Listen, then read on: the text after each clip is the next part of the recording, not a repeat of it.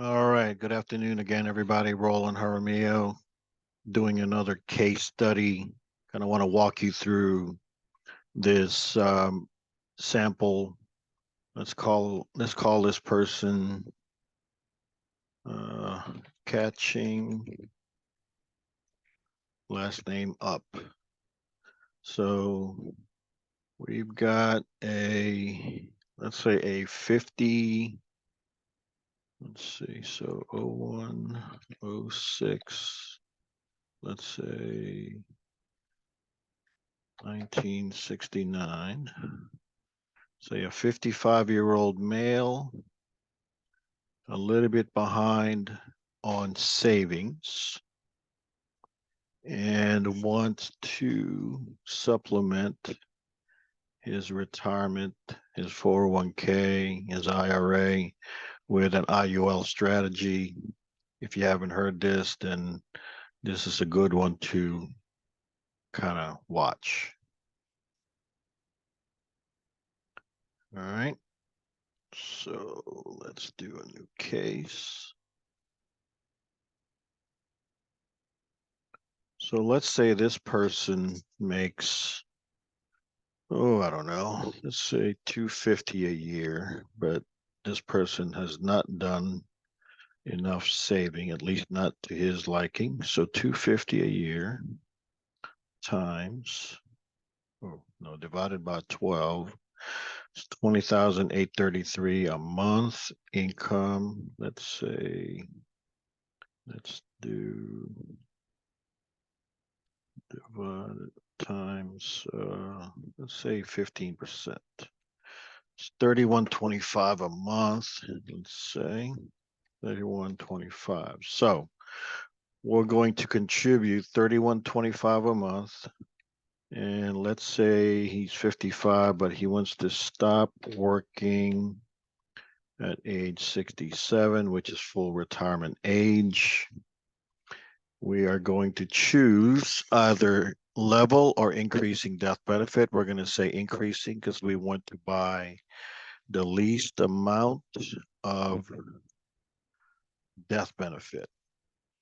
All right, so for those of you guys that don't know, we're using an IUL strategy max funded. But what we mean by that is that we're going to do the opposite of what most people do when they buy a life insurance policy. Normally, 95% of the folks out there that buy a life insurance policy want to get the most death benefit for whatever premium they're paying into the policy. We're going to do the opposite. And the reason for that is we want to buy the least amount of death benefit, minimizing our cost of insurance and allowing the cash to accumulate faster by putting most of the premium paid into the policy, go towards the cash value side of the equation. And it'll be a lot clearer once we go over the sample. So let's go into it. So again, you got a 55-year-old male trying to catch up 250 a year, 10% contribution, but for a short period of time, only for 11 years. And we're going to try to get the least amount of death benefit we can get, and he does not smoke. Okay, so let's preview that. Let's look. So here we go. All right, so he is going to put in 37.5 a year for 11 years. After that, he's done. At 37.5 a year, we asked, okay, at 31.25 a month or 37.5 a year, the smallest amount of death benefit you can buy for a 55-year-old non-tobacco is 414,803. Okay. Now, if you paid 37.5 into it and you bought the least amount of death benefit you can buy, how much of that 37.5 sits in cash? The answer is 32,427. Now, how does this work? 32,427 plus your 414 base death benefit equals 447,230 in death benefit net total. Okay. So fast forward 10 years, you put in 375,000 into the strategy and you're sitting on 414,878 in cash based on a non-guaranteed 5.9. We'll get into that later. 414 plus, ironically, 414 up here in base death benefit. You add those two together, and this is what you have. You've got 829,681 total death benefit for this strategy. Now, you are now age 67, you retired, you stopped making premium payments, you put in a total of 412 into it. You've got 498 in cash, and you've got 414 base death benefit. You add those two together, that's how you come up with this 912 death benefit. Okay. To supplement your retirement, you said, okay, well, there's a fourplex down the street I want to buy, and I need to put, let's say it's a $400,000 fourplex. Let's say you need to put 20% down.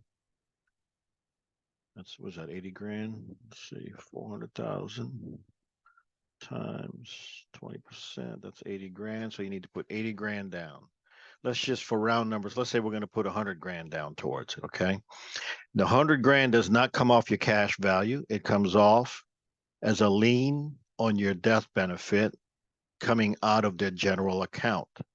So they take 100 grand from their general account, they send it to you. It's in your checking account in, I don't know, about 5 days, maybe a week. You put it down towards the strategy. Now, how does that work? Well, that 100 grand you borrowed from their general account, they put a lien on 100,000 of your death benefit. Let's say the interest rate on that 100 grand is 6%. You're going to pay 6,000 annually as long as you have the loan out for that loan. So you're going to pay 6% on that 100,000 that you borrowed, while your 498, 189 is earning whatever their annual rate is, the rate of return is for that year. Let's say for this sample is 5.9. So 498, whatever that, so let's just look at that real quick. So 498, 189 times 0.059%, 29 grand worth of interest is what you earn on that 498 at 5.9. While you paid 6% on that 100,000. So that's the arbitrage right there. The arbitrage is that you earn money on your 498 while you paid interest on your 100,000 loan. However that washes out is what it is. So let's say for that year, the market was down, you didn't earn anything. Well, you owe 6 grand on that 100,000. While your fourplex at $1,200 per unit times 4 is earning $4,800 a month. So you're earning $4,800 a month there. You're earning 5.9 on this annually. You're double dipping while you're paying interest on that 100,000. So that's how that works. You can rewind this if you want to kind of repeat that, but we're going to move on. Okay. Now, that's how loans work. Again, this guy right here stopped paying at age 66, retirement age of 67. Here we let the increasing death benefit keep going. The other option that we have is when we get to retirement age, we're going to say, well, let us switch it to level death benefit after we stop paying premium payments. We go in here like this. We're going to preview it.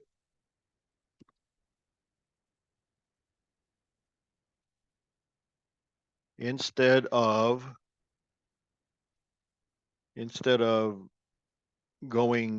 increasing death benefit all the way through, we are going to go to level death benefit after we stop paying premium payments. Why are we doing that? That's just an option.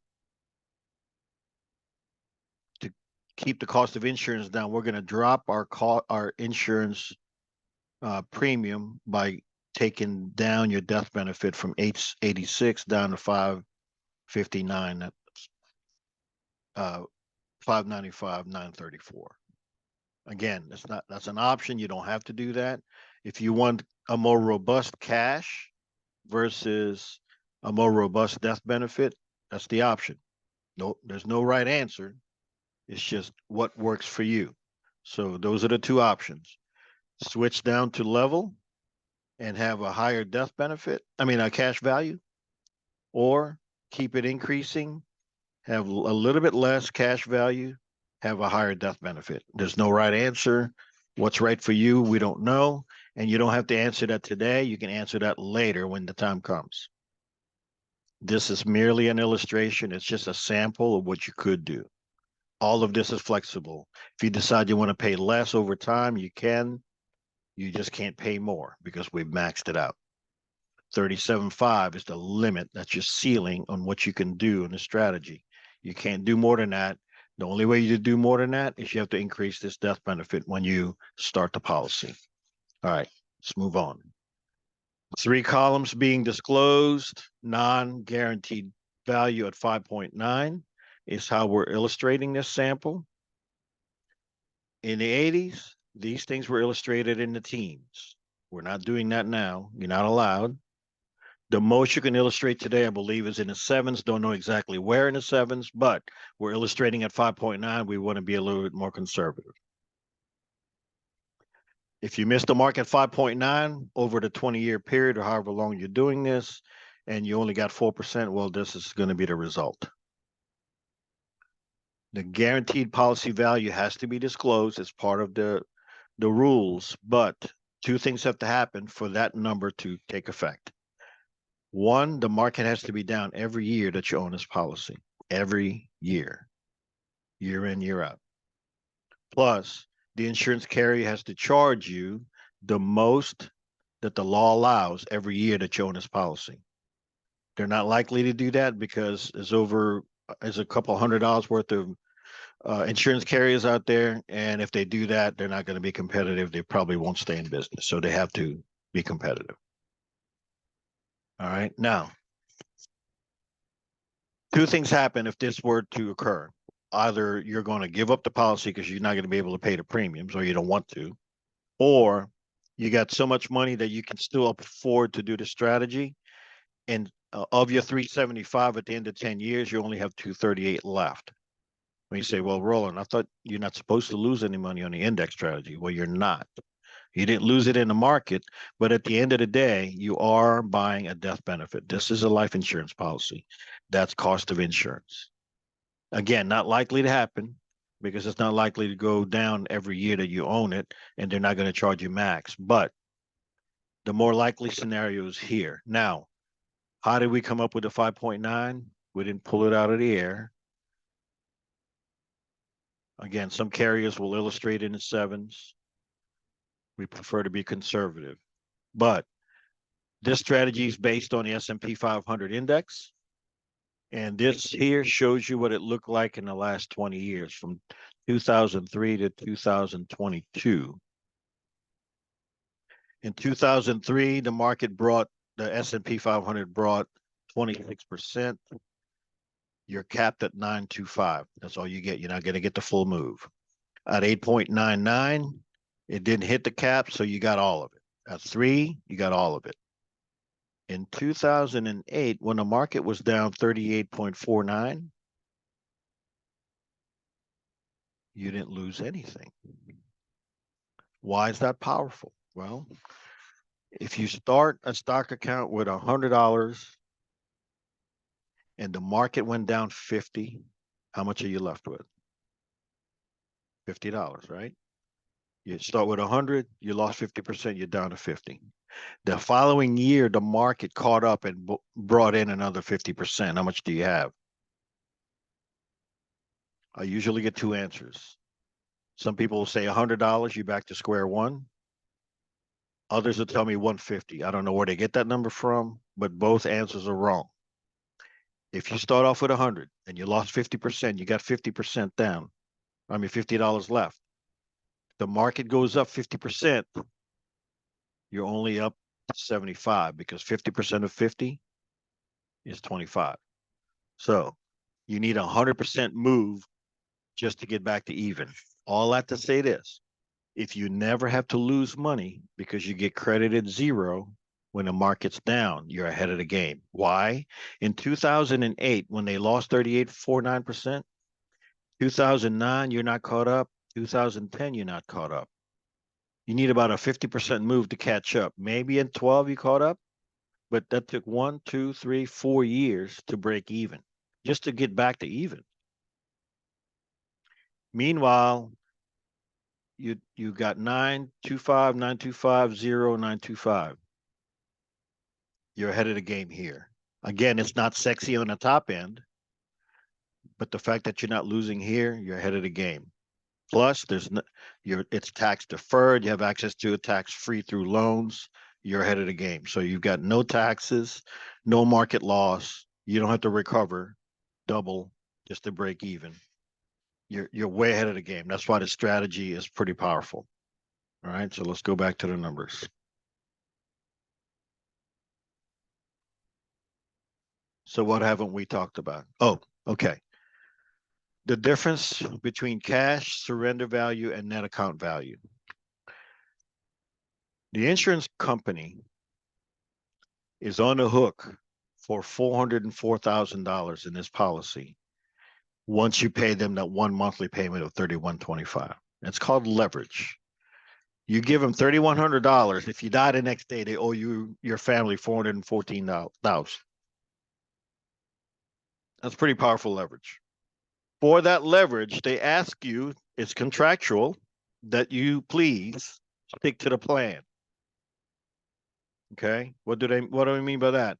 For the first 10 years, you're going to have a penalty levied on you should you decide to bail out on them early.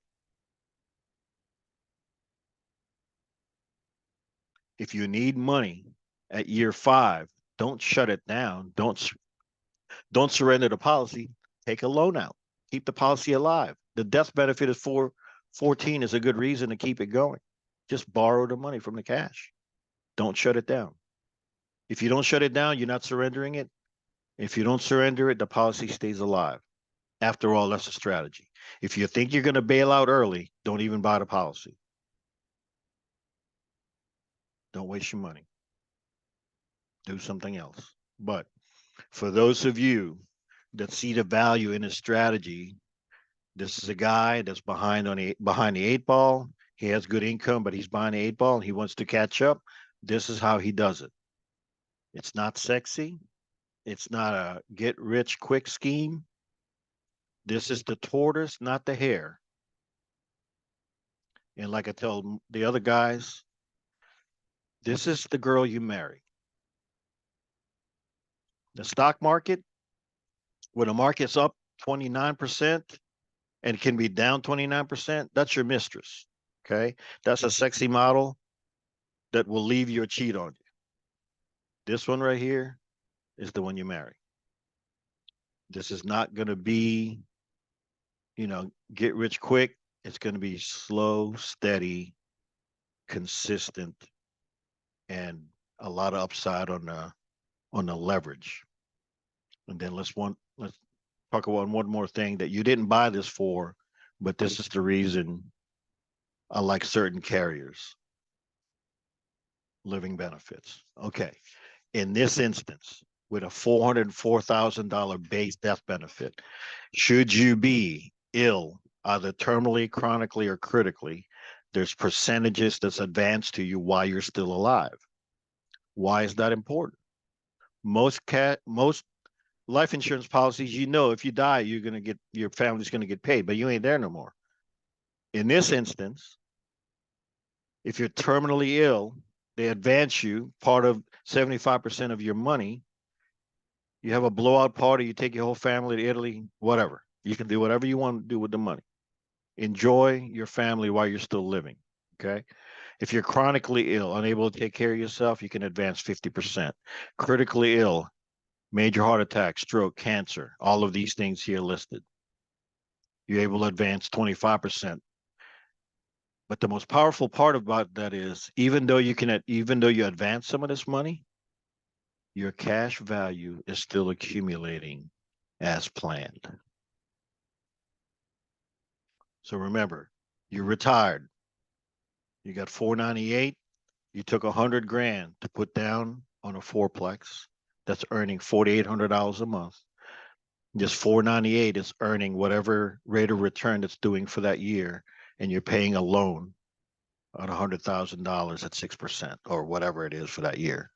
So you pay here, you earn here, and you're earning outside the policy by way of a rental income.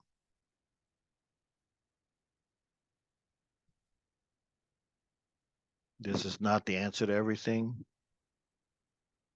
but it's quite a powerful tool to add to your arsenal, to add you to your portfolio, because it gives you death benefit, living benefit, cash accumulation, tax deferred, access to it tax free, no questions asked. You don't have to go to the bank and beg them for money. You're taking it out of here. It's in your checking account within a week, few days, whatever, and it's flexible. If you want to use this as a place to pull money to buy your next car, you can do that. You've heard of banking yourself, you can do the same thing. Instead of taking the money loan from a bank, you can take it out of your account and you can pay yourself back separately. Interest only if you want, but truthfully, if you want the more robust return, pay the interest, pay it back, and let it do its thing. And I know we said we're going to stop paying premium payments, but if you've got money sitting in your savings account at this age because your income was, six figures, multi six figures over time, and you got cash, why let it sit in your bank account? Put it back in here, keep paying, just keep bolstering all of this. This is just a sample. You don't have to stick by whatever this illustration says. Just because you plan on stop paying at retirement age doesn't mean you have to. You can keep going if you want. Strategy can be, it's very flexible. You have an emergency and you can't make any premium payments, you can pause, resume later. Very flexible. There is a catch. You do have to qualify. It is a life insurance policy after all. If you have any questions that I didn't cover just now, happy to answer them.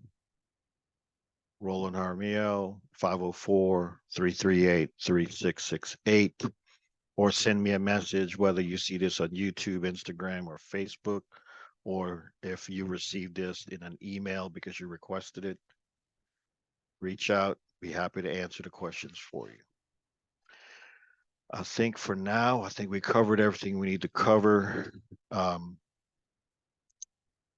me know if you have any questions. We will pause the recording, wherever that button might be.